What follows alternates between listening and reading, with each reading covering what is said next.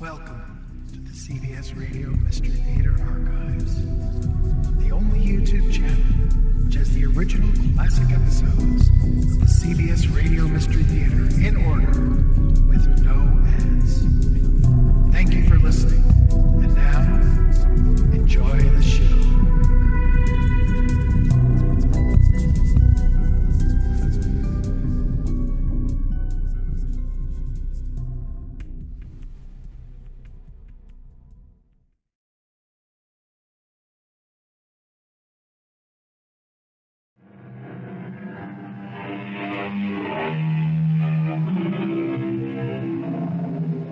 Come in. Welcome. I'm E.G. Marshall.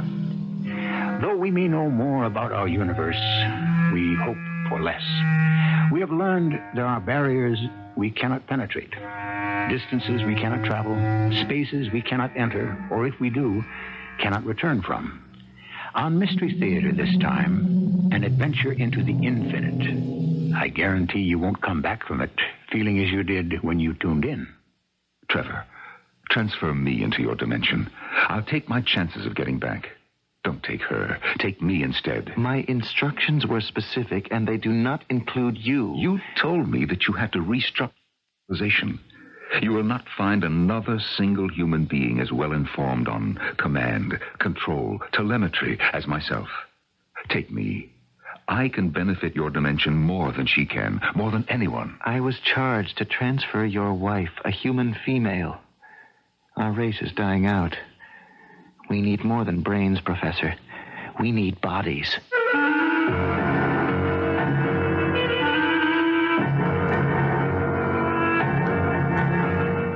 Our drama, The Intruder, inspired by a Jules Verne story, was written especially for the Mystery Theater by James Agate, Jr., and stars Norman Rose and Grace Matthews. I'll be back shortly with Act One.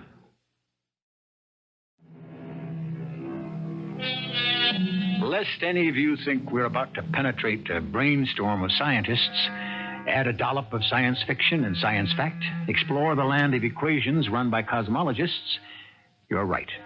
We are. First, though, let's go a little east of Denver on a spring day where a sweet-faced woman is tending her garden. If you were to ask her some scientific question, she might say she didn't know which end of a telescope to look into. Don't be fooled by that. She knows. Mrs. Melville? Excuse me, could you tell me where I would find the house of Mrs. Philip Melville?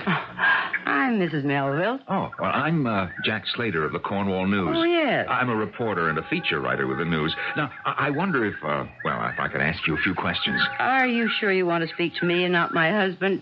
He's the one who's up for the Nobel Prize. Well, the first thing my editor told me to ask you was, would Philip Melville be up for that prize if it were not for you, Mrs. Melville? Oh, what a nonsensical question. And you can tell your editor I said so. When my husband started as a space systems engineer, there was no such thing as materials technology. The entire concept, from remote sensing to welding and bonding techniques, grew up with him. You certainly seem to know about space. Oh, not really. You pick up a little here and a little there.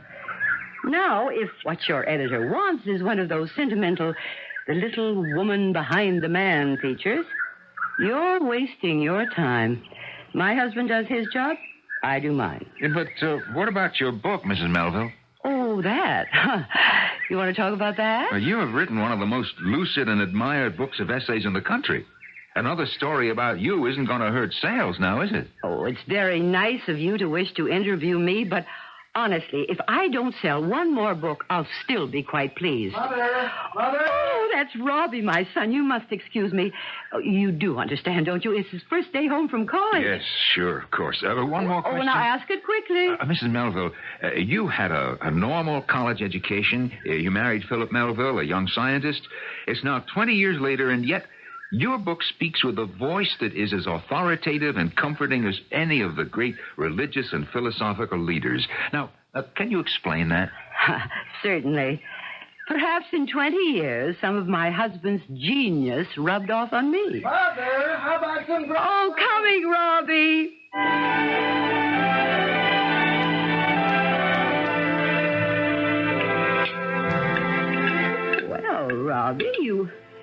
haven't said a word since you began wolfing down those pancakes. Now, don't tell me my hand has lost its touch. No. Mm-mm. Beautiful. Light, airy, yummy. Yummy? Where'd you pick up that word? Oh, everybody uses it at college. Yummy? Huh. Well, how does it feel to be home? Oh, fine, great. Humongous. Humongous? Mm-hmm. Yeah, it means super marvelous, what it sounds like. Robbie, it sounds like kindergarten, not second year at State U. Well, have you called Jane? No. Not yet? That's right. I haven't gotten around to it yet. Where's Dad? Robbie, when you go out into the world, you'll find there are no vacations between semesters. Have you ever seen your father home in the daytime, even Sundays? Good thing, too. I'd never get my work done. No, you wouldn't. Robbie, you don't fool me. You don't know what I'm talking about, do you? Well, of course I do. Everybody does. Well, that's better. For a moment there, I thought, State U never read book reviews.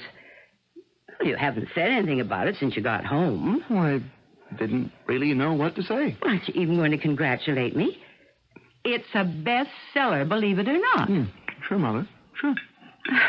Well, I don't expect you to have read it. It took your father a whole month to get around to it, and that was only because they kidded him up at the Space Center, so he had to. And even he liked it. He's, coming home for supper, isn't he? Supper? Robbie, we haven't had supper in this household ever. What's the matter with your memory? A giant-sized dinner is more like it. I just wanted to know how much time I've got to have you all to myself. Oh, Robbie, isn't that sweet? Yeah, I believe you mean it. Another cup of Java? Java? Oh, yeah, sure. I must say, this second year at State U has done strange things to your reflexes. At Christmas, I didn't even have to offer you a second cup of coffee, or a third. Now you hesitate. Did I? Coffee, sure, yeah. Sure. Pour away, Mother. Pour away my hat. It's on the sideboard. Go help yourself.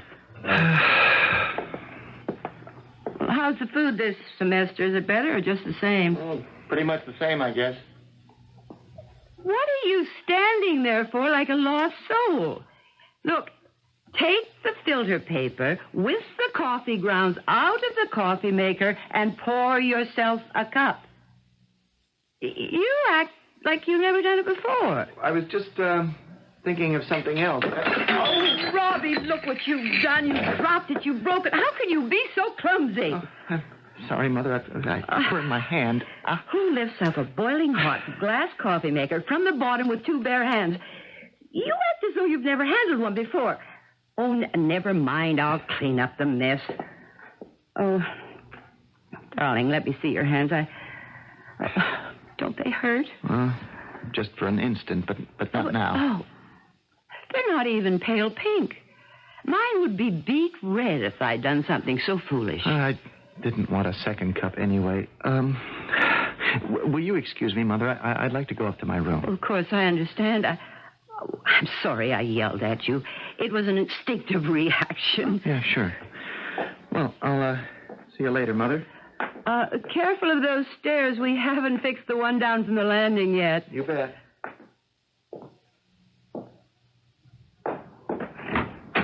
Robbie, where are you going? Are you in love? In love? Well, you're like the proverbial absent-minded professor. You can't pour yourself a refill of coffee, then you walk upstairs, you run up and down 6 million times, you get to the top and walk into the closet. Your room is on the right, not the left. What is it? What's on your mind? Robbie!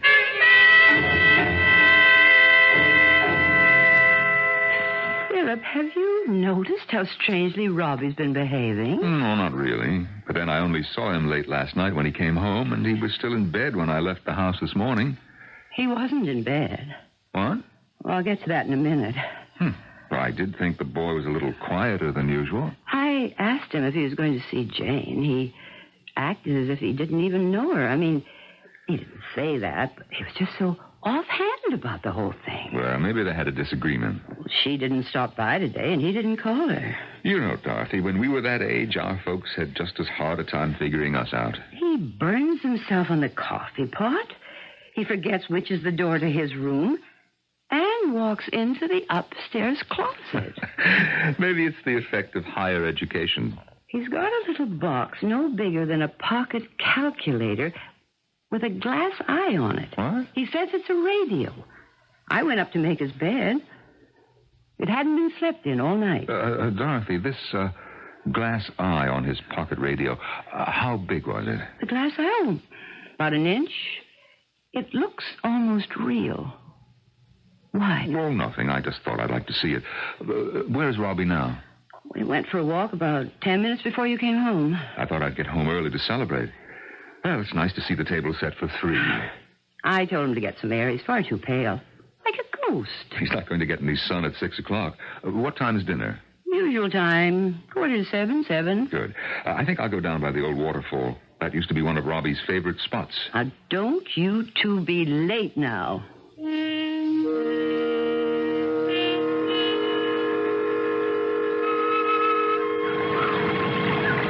Hi, Robbie. How's the old waterfall look to you? Oh, hi, Dad. Pretty good. Same as always, huh? Hasn't changed. How would you know? What? I said, how would you know the waterfall looked the same? I don't understand you, Dad. Do you mind showing me what you just put into your pocket? Have you been watching me? That's right. I was behind that tree. I saw you pressing what appeared to be a miniature communicator against your chest. Now, I'd like to see it. When you were my age, weren't there some things you didn't want your father to know? What is it you want from me, Dad? Well, shall we try for the truth? Well, why would I lie to you? I'll show you something. I turn my lapel inside out. Now, you see this disc? Oh, yes. What color is it? Red. All of us at the center wear these discs. Their normal color is light blue. This one has just turned red because it is sensitive to light waves. Now, I suggest that the small box you are carrying, which you do not wish me to see, is a transponder, and that you are in communication with something or somebody at a distance. It may be a satellite, who knows? I wouldn't even hazard a guess. Believe me, I'm just standing here enjoying the old waterfall. Honest, Dad. I am not your father. What do you mean? I am not your father, and you, young man, are not my son. Now, you may look like my son, Robert, talk like him, but you are not him. Now, I do not wish my wife to be in any way alarmed or suspect anything is wrong. She thinks that you are her son, and if she thought otherwise, there is no telling how she would react. Now, you will come home with me now, and we will all have dinner, and tonight, when Dorothy has gone to bed and is asleep, you and I will discuss a few matters. Such as? Such as what you have done with my real son, Robert. Is that a simple request, Professor Melville, or an order? Perhaps this will persuade you. Mr. Melville, put that revolver back in your pocket. You can't kill me. A bullet has no effect on this body whatsoever. You cannot threaten me with death. I do not die. I'll return with you to your house, and as you say, later tonight, we shall have a little talk. 250 years ago, one man laid the foundations for all physical science. The gravitational force, holding the moon in orbit, optics, white light, all came of age under Sir Isaac Newton. In his 20s, he said, "I was in the prime of my age for invention." I suspect that age has returned today, and what we have imagined was fiction may indeed be fact. I shall return shortly with Act Two. For reasons that appear both mysterious and baffling, a young man home from college is not who he seems to be. His mother, almost as brilliant as his father, has written a bestseller of essays which have captivated the country. The father, an astroelectronic engineer at the top of his profession, has unmasked the false son. I think Dorothy's asleep. I just poked my head into the bedroom. Interesting to me, Mr. Melville, that your species needs to spend so much time daily in renewing yourselves by sleeping. Who are you? Have I the appearance of your son, Robert? Uncannily so. Sound like him? Enough to deceive his own mother. But not you. You were not well briefed enough on my son's habits, likes, and dislikes. Now tell me, what have you done with Robbie, my son? He is safe, unharmed. Imprisoned. Only, figuratively speaking, he knows nothing about the passage of earthly time. In a state of suspended animation. You could say that. I don't know why I should believe you, but I do. Now then, you appear to have taken over my son's body. Or else have you manufactured or cloned yourself a duplicate? Where do you come from? Another planet. Don't give me that garbage. The cosmos must be filled with more rewarding globes than this planet. I've spent too much of my life with the realities of space travel to believe spinning discs or saucers or people with pointed heads have any interest whatsoever in this misbegotten freak of nature. Shall I say, then, that I come from another way of life? Uh-huh. That's more like it. Now, may I see your transponder? You may. Here. Mm-hmm. The catalytic eye. As soon as my wife described it to me, I had a fairly good idea what you were up to. The beauty of it is, you need very little power to communicate. Am I right? Hardly any.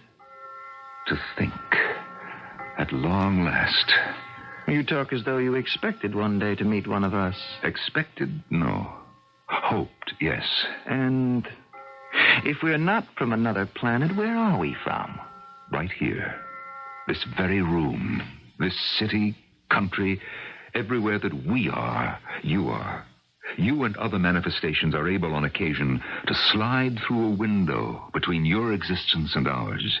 We and you are concentric worlds, existing simultaneously in different vibrations, neither being able to see the other. Unless we go through that window. Or unless we of this world fall through the window, which is what some of us surmise explains the mysterious disappearances of ships and airplanes over the Bermuda Triangle. Your science has advanced considerably. No, not science, but the capacity of the human brain to perceive possibilities, a kind of applied imagination. I told you what I believe. Now tell me who you are and what you wish here. In the other dimension, my dimension, there is a counterpart of each of your species. However, disease has spread and maimed and decimated our population. We need fresh intelligence from this dimension. Yes. You haven't told me who you are yet. My name is Trevor, which is Robert spelled backwards. The B's and V's interchangeable, as they were in ancient Rome. So, Trevor, you are the counterpart of my son Robert, huh? Tell me, how were you sent here? Simple disintegration, rearrangement of molecules, and a step through the window, as you call it. And why you? What did you want of my son? Nothing. He exists now in frozen molecular state. Your son will be returned to you. We don't want him or you. Then whom do you want? Oh, no. Oh, yes. I've come to take Dorothy Melville, your earthly wife. Dorothy? Not for long, 2 or 3 years. That's all we will require of her. Take me instead. Don't take her. Now, there is no pain involved. She is disintegrated and reassembled. How can this be done against a human's will? It cannot. Well, if it cannot, if transference cannot be ordered against the will of a human, why should Dorothy consent? She will, if she wishes to see her real son again. I don't believe it, Trevor. You're telling me that my son is a prisoner in another dimension. I don't believe you. Prove it to me. It's true, Dad. I'm not frightened of being here, but I want to return. Can you hear me clearly, son? Yes, Dad. I can even see you. Tell me what happened. Well, the college exams were over. We had a party. I went back to my room, and I was experimenting with something. I got high, I guess you could call it, and I looked into a full-length mirror. I looked at myself, but it wasn't me. It was Trevor. And then he walked right through the mirror from the other side. I think I understand. He was you, but reversed. I said to Robbie, would you like to take a trip to another dimension? And he said, like it? I've wanted that all my life. Whatever made you say that, son? And he whisked me through somehow. I can't explain it. You don't feel anything, but all of a sudden, there are shadows all around. I can tune them in by thinking about them just like I tuned you in, Dad. The shadows I see now are the world I came from. Well, you have done some thoughtless and stupid things before, but, Robbie, this beats all. Dad! Now, please, keep quiet. Trevor, why don't you take me instead? I'll risk my chances of getting back to Earth. I mean, back to this dimension. My instructions were specific, and they do not include you. You told me you had to restructure your civilization. You will not find another single human being as well informed on command, control, telemetry. There are theories I haven't even put into practice yet. Take me. I can benefit your civilization more than anyone. I was charged to transfer Dorothy, a human female. Our race is dying out. We need more than brains. We need bodies. I see. How much time before you have to tell Mrs. Melville that you are not her son? Well, I can wait until tomorrow morning, but no later.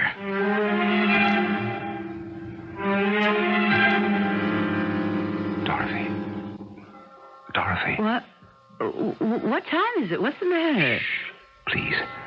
Not so loud. It's 5 a.m. Keep your voice down. What are you doing up so early? Shh, wait. Don't say anything. What are you listening for? Is Robbie all right? Listen carefully, dearest.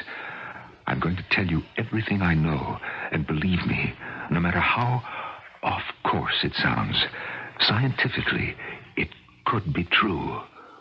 Something about Robbie, isn't it? Not the Robbie upstairs, but our real son. That's not our real son? Robbie, who came home from college yesterday? No, I'm afraid it's not. That's incomprehensible. No, it isn't. If you'll just let me explain. I had a feeling. I said to you, didn't I? He's doing peculiar things. But I never dreamed it was another person masquerading as Robbie. That's what you mean, isn't it?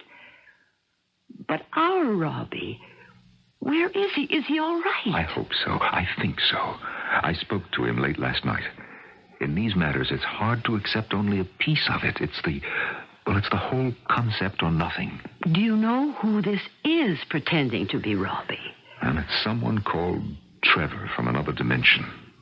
How do you know he's all right? Where is he? In that other dimension. I told you I spoke to him twice. We talked, but we couldn't reach each other. What I did was I turned on the recording button on my desk, so I have taped the whole conversation with Robbie and Trevor. Has he said what he wants, this Trevor? Yes. And if he gets it, would he release Robbie? He says so. What is it? What does he want? You. Me? Well, what does he want of me? Their race is decreasing. Intellectually, they are weakening. They have selected you to... I understand. You don't have to say any more. However, the weakness of their plan is they cannot force humans across the divide that separates the dimensions. One must agree totally, mentally. I'm flattered, but I'm not going anywhere. I'm not agreeing to anything.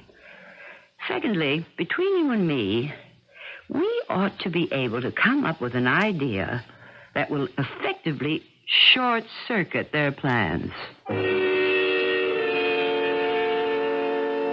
Good morning, Trevor. Good morning, Trevor. Did you sleep well? I don't sleep. Oh, yes, I keep forgetting. I do appreciate that, though. Saves me making up an extra bed. Sit, my boy. Sit down. Oh, I wasn't sure when I found out you weren't Robbie what you like to eat, so I didn't prepare anything. Oh, you don't mind if we go on having our breakfast? Phil's got an early day at the Space Center. Or if you want some cereal, Trevor, it's there on the sideboard. Milk, sugar, cream. I don't know what you fellows eat. I'll have some of that. Java? She means coffee. Yes, I know. Oh, only this time, let me pour you a cup. Phil, we had a little accident yesterday. Interesting thing about Trevor, he burned himself, and the sensory impulses of his skin discharged the motor impulses so rapidly that the increase of blood flow diminished the heat in seconds. I'm presuming that you do have blood. Professor Melville, have you discussed the problem with Mrs. Melville? Yes, he has. But it really isn't my problem. It's your problem. You see, I'm not going with you through any windows to any other dimensions. I'm staying right here. You don't wish your son to grow up with the advantages of Earth?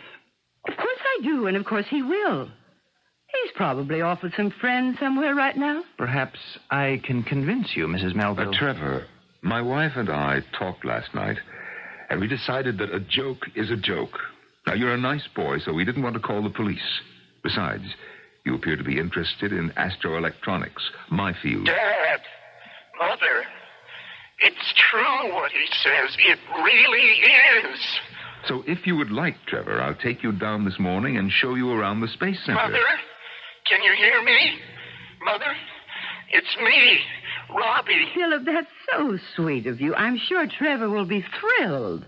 He looks so much like Robbie, I won't have any trouble getting him in. Dad, for Pete's sake, will you listen to me? After all, if World Space Center would permit a security breach for my real son, Robbie... Mother, Dad, somebody please listen to me. Then what difference does it make if I take Trevor around? Right, Trevor? Now, would you like that? Don't you hear your son calling to you? No. Where is he? Did you hear him come back? He's right here. He's in the same room with you. Oh, come now, Trevor. That isn't very nice. Here we are treating you as our own son, and you're making jokes at our expense. You hear nothing? I tell you, your son is right here in this room, this very moment. Philip, I must go. The publisher wants to talk to me about my next book, and I've hours of housework to do before he takes me to lunch. Oh, Trevor, are you staying with us another day? Of course he is. As soon as you've had your coffee, my boy, we'll drive down to the lab.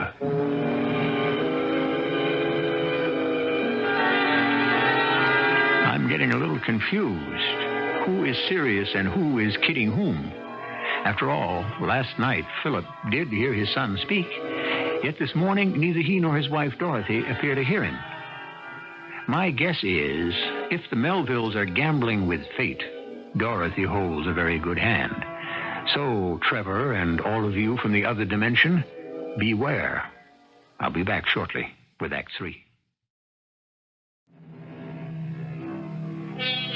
Probably the single most important reason why man has survived flood, famine, plagues, and war is his ability to adapt and outwit nature. Man has always been one step ahead of destruction. Now, a duplicate creature from another dimension, masquerading as a human, arrives to threaten a space scientist and his equally brilliant wife. The stakes are the life of their son and, perhaps tomorrow, the lives of many of us. Trevor! Trevor! Philip's waiting for you. Are you in the bathroom? What's this note? Where is he? I don't want to be late. We're running a test on the new Cosmotron. He's not here, Philip. He left this note. Let me see. Professor and Mrs. Melville, you two seem to think this is all very amusing. I shall have one final talk with the professor, and if unsatisfactory, the mortal extinction of your son is on your head. Does he mean that? He didn't like us pretending not hearing Robbie. What can Trevor do? That's one of two questions I cannot answer. The other is, where is Trevor? Oh, you take it, Dorothy. I've got to get down to the center. Wait a minute. What am I going to do here alone? Suppose Trevor comes back. Am I safe here? Now, Philip, don't go yet. Hello? Dorothy, is that you? Yes, who's this? It's Bill Lawrence. Is Phil still there? Yes, he's just leaving. Who is that? Oh, let me speak to him, would you please? Bill Lawrence. Hello, Bill. Yes, I'm just going out of the door. You know, Phil, your son Robert is here. He came to the gate and asked to be let in. Guard didn't know him, and I put him on the video screen. I recognized Robert and let him through, directing him to the changing room, and now we can't find him. Bill, how did he look to you? Was he extremely pale? Yeah, white as a ghost. He looks ill. Bill, find him. He's got to be somewhere. I'll be there as soon as I can.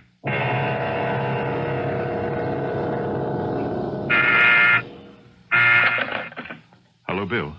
This is Philip. I just got to my office from the changing room. Any leads on Robbie? No, wait a minute. Hold it. He's just come in the door. I'll call you back.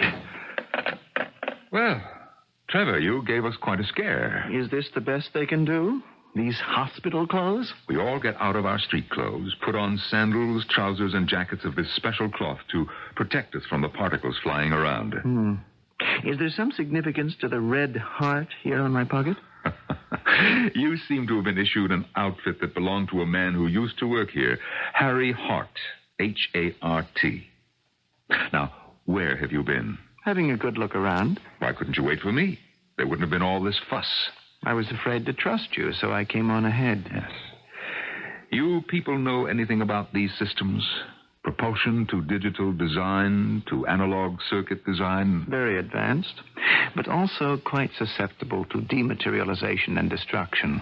I want to know how you managed to have a good look around when we're locked and guarded with video viewers, monitored by dozens of guards. Did you dematerialize yourself? Professor Melville, your tendency to mock has overcome your good sense. And neither does your wife realize the seriousness of the situation. She acts as though her son were going to return home any moment, and I am merely playing pranks. How could she think otherwise? Have those in your dimension been able to get anyone from ours to join you? I bet not. Well, actually, this is the first try. I devised this method, knowing how important a mother's son is to her. I persuaded my chiefs, and now I have got to deliver. I think you'll have a hard time convincing Mrs. Melville you hold her son prisoner. Then don't be surprised at what I do to convince you. Trevor, what in the name of heaven have you done?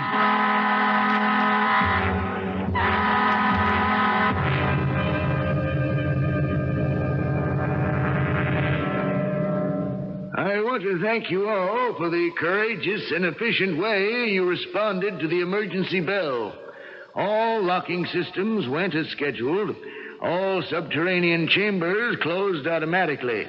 The Betatron and the Synchrotron check out, and the Cosmotron, on which we've been running some MEV tests today, is in working order. Now, we don't quite know what set off the alarm, but that's being checked into. Phil, he's not your son, but I would have sworn Take my word for it. Now, has he been located? Disappeared again. Can't see him on a single screen. This fellow could be Robbie's twin. I mean it.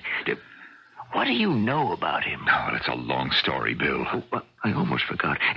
Can you tell me what this is? Found this thing in his locker. Well, when the alarm went off, the guard sealed all the lockers and brought me this. Hey, you ever seen it before? It's a transponder, and my guess is he's going to be lost without it. He can't give or get any instructions without it. So, this kid is a spy. Not exactly. Are you sure he could not have gotten out of the plant? Well, I don't see how with 100% security. Is his phone open? Oh, well, no, sure. Go ahead. You're calling home?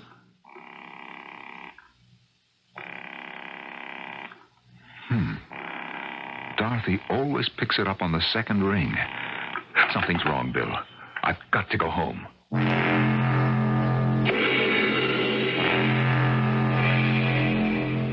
Oh, Philip, you're so silly. I just went downtown to do a little shopping. I can't hide because this poor paranoid is wandering around. He hasn't shown up here. You don't think that what I told you early this morning has any basis in fact? How could I, darling? Did you or did you not hear a faraway voice of Robbie's when we were having breakfast? I dismissed the idea right away. Okay. Now, look, promise me one thing. I have to get back to the center. You will not leave the house again today. I'll be home at 5.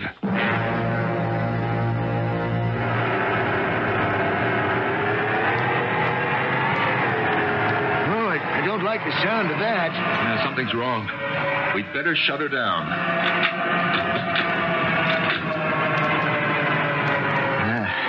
It'll be midnight before we can really take her apart. Now, let's hit the video. Move the camera slowly around the D tank in the vacuum chamber and see what we can see. What's that? What's where? Look at monitor 3. I'm angling the lens toward the base of the oscillator. Judas Priest. Is that someone lying there? I'll zoom in. No, it's just a pile of our dust catchers, one of our safety suits. Why would somebody leave those in there? Bill, could you zoom in even closer? I recognize that jacket. Now, you see that red heart on the pocket? Didn't that belong to, what's his name, Harry Hart? Phil, you don't think that... I'll tell you exactly what I think. Somebody who did not know they would be bombarded with protons got in there, maybe to hide, couldn't get out. And, well, the clothes are all that's left. Great heavens. But it can't be.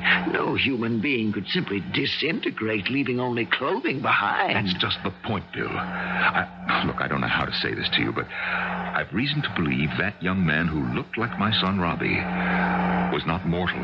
But I saw him with my own eyes. I talked to him. Yes. Well, what does that prove?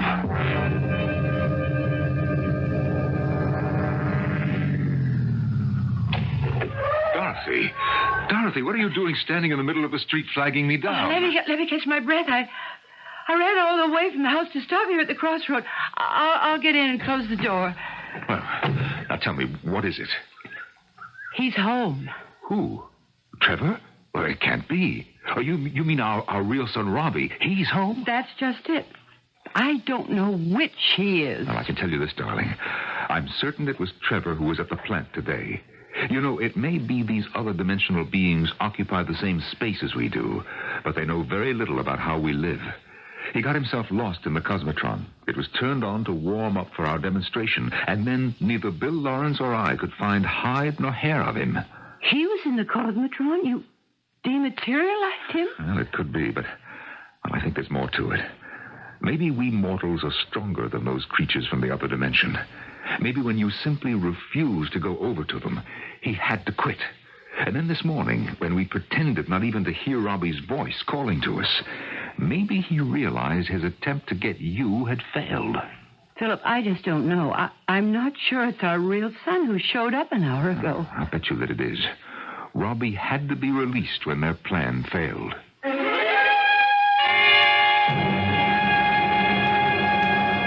Son, you had us really worried. College closes down for the summer, and you said you'd be here a week ago, and no show. Oh, Dad, I was telling Mother. It's crazy, honestly. I just don't remember what I was doing. It's like I wasn't in this world for the last couple of days. Total blank. I know you'll both think I was into some kind of drugs, but I swear to you, I wasn't. Well, let's just put it down to overwork for the exams, and you just slept away these last few days. Boy, if it was that, I sure had some strange, far-out dreams. Robbie, what's the last thing you remembered when you were awake? Well, it'll sound completely crazy, I know it. I was standing in front of a full-length mirror on the back of my door, tying my tie. Is that it? And that's it. That's exactly where I was when I sort of came to before I hopped the next train home. Yeah, maybe I can help you remember. I've got something here in my desk. What is it, Philip? Oh, it's a cassette tape, Mom. Oh. You know how Dad records his scientific meetings? It's a tape I made just this morning. I'll snap it into the playback and turn it on. Perhaps I can convince you, Mrs. Melville. Trevor, you're a nice boy, so we didn't want to call the police. Besides, you appear to be interested in astroelectronics, my field. Dad! Mother! It's true what he says. It really is. For Pete's sake, will you Stop it. listen to me? Turn it off. Please. Dad, will you please turn it off? Robbie, darling, what is it? Oh, listening to that, I suddenly got the most excruciating headache. Something about those voices. Ooh. It's getting better. It's easing off. Wow, I thought I was going to go nuts, like a jackhammer drilling into my skull. Oh, why don't you go up to your room and lie down? I'll call you when it's dinner time. Oh, sure. Okay, I will. Wow, that was something. Well, I'll be down for dinner. It's great to be home. It is him, isn't it? It's our son. No question. Phil, do you think it could happen again? That something from the other dimension could come through one of those windows Trevor talked about that separates our dimensions? I mean, could come back here? Yes. I think it's possible they'll try again.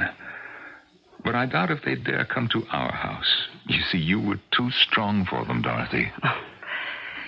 So you don't think that our world has seen the last of these creatures? Who knows? Who really knows?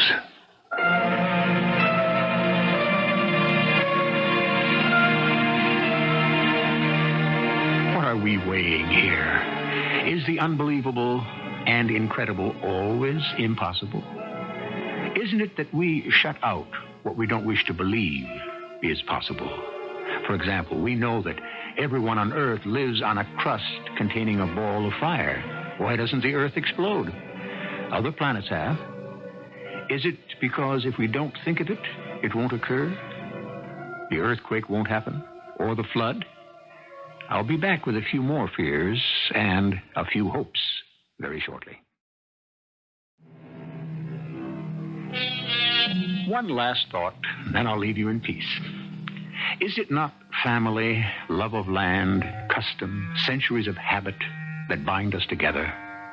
Or are we not in this atomic age as free and independent as a single atom? And if the age-old traditional forces that have held humankind together are today weakening, how long can we hold out against unknown forces, other beings, or other dimensions? Our cast included Grace Matthews, Norman Rose, and Russell Horton. The entire production was under the direction of Hyman Brown. I hope you enjoyed this episode of CBS Radio Mystery Theater. If you've enjoyed this and want to hear more, please subscribe to this channel.